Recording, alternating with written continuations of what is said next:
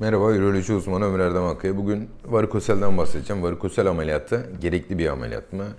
En çok sorulan sorulardan birisi bu arkadaşlar. Şimdi gerekli, uygun bir hastada yaptığımız zaman gerçekten gerekli. Neye göre gerekli diyoruz? Şimdi eğer sperm kalitesi kötüyse, hastada kısırlık varsa, testiste küçülme ve yumuşama varsa eğer varikosel gerekli bir ameliyat. Neden?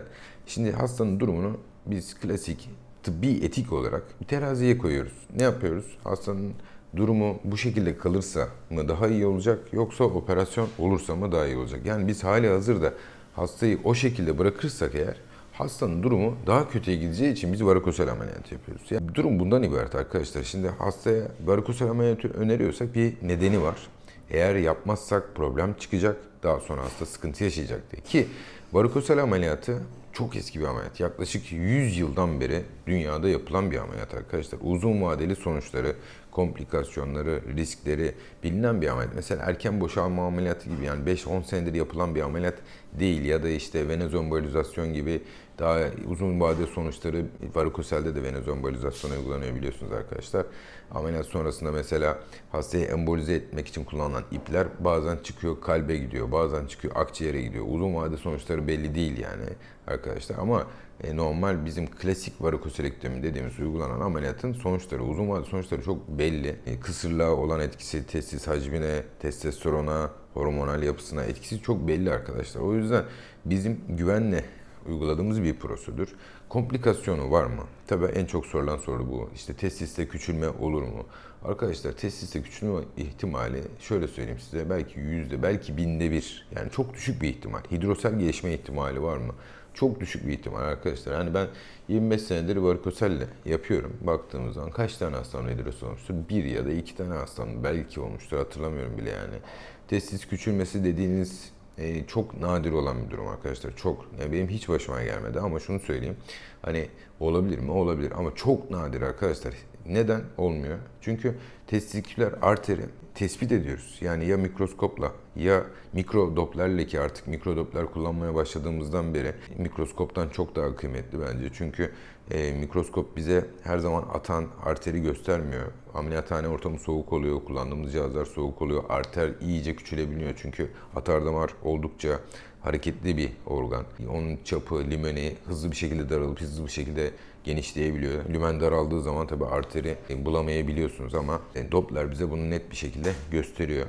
Bu cihazları kullandığımız için artık arkadaşlar yani kolay artrofi gelişmiyor. Faydası olduğu için yani hastayı teraziye koyduğumuzda eğer hasta hali hazırda durduğu pozisyonda zarar görecekse mecburen varikosel operasyonu biz önermekle hali hazırda yükümlüyüz yani hukuken de yükümlüyüz yani.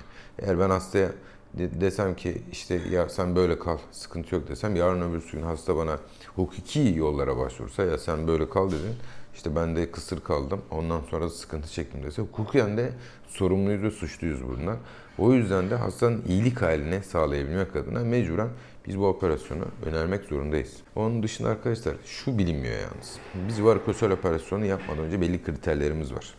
Belli kriterlerden geçtikten sonra hastaya diyoruz ki siz bu operasyonu olmaya uygunsunuz. Uygun bir bireysiniz. Ama her hastanın hangi hastanın tam olarak varikosel ameliyatından fayda göreceğini %100 bilme şansımız yok. Belli kriterlerimiz var. Eğer bu kriterleri içeriyorsa nedir? Kısırlık, ondan sonra sperm kalitesinin kötü olması, varikosel derecesinin fizik muayenede, ultrasonla değil, fizik muayenede net bir şekilde tespit ediliyor olması bizim için belli başlı kriterler. Bu kriterlere uyan hastaların ameliyattan sonra çok daha fazla ameliyattan fayda görme ihtimali var. Ben ne yapıyorum peki? Daha da fayda görmesi için kendi Doppler'imi, radyologların yaptığı Doppler'i kendim yapıyorum önce bir hastaya. Hasta ameliyat planı program yapabilmek için benim için kıymetli bu. Ameliyatta nelere dikkat etmem lazım? Kaç tane arteri var hastanın? Bunları korurken neler yapabilirim diye.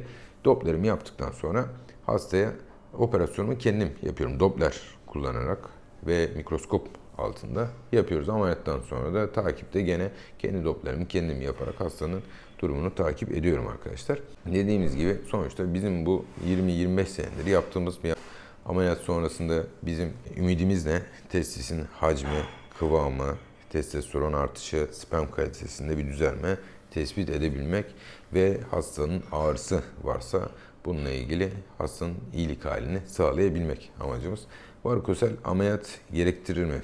Videosunun konusunun cevabı bu arkadaşlar. Eğer varikosel kriterlerine, ameliyat kriterlerine uyuyorsa hastada ameliyat mutlaka yapmak gerekiyor. Dinlediğiniz için teşekkürler, saygılarımla.